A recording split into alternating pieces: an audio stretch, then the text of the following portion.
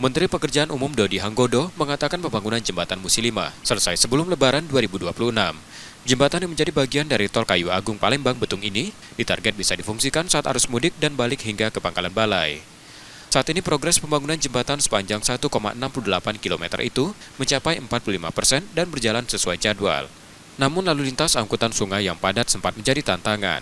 Untuk mengantisipasi risiko terutama angkutan batu bara, tiang-tiang jembatan dilengkapi fender pelindung. Ini Bapak Ibu bisa lihat tuh ditargetkan November Pak ya, November 2025 selesai ya. Kontrafisik segi apa? Ya Pak. Kemudian bisa kita fungsionalkan nanti di akhir kan ya, waktu Lebaran ya. Jadi kuartal pertama kan itu. Ya. Diharapkan di kuartal pertama bisa difungsionalkan nih. Tol dari mulai ini Palembang ke Betung ya. Pangkalan Balai. Palembang Betung. Pangkalan Betung. Terutama jembatan. Yang ini, ya ini kan jembatannya masih trafiknya kan cukup tinggi, sehingga ya begitu ya sempat tabrak juga sama tongkang ya.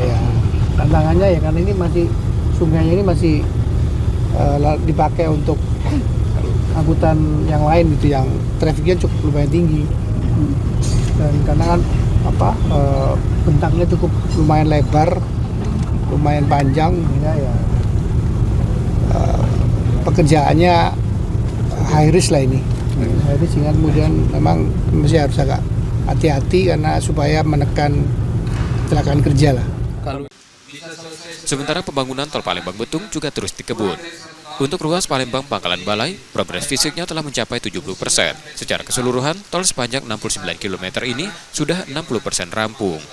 Pembangunan tol ini pun tidak terdampak efisiensi anggaran karena dana konstruksi telah tersedia. Tim Liputan, Kompas TV, Palembang, Sumatera Selatan.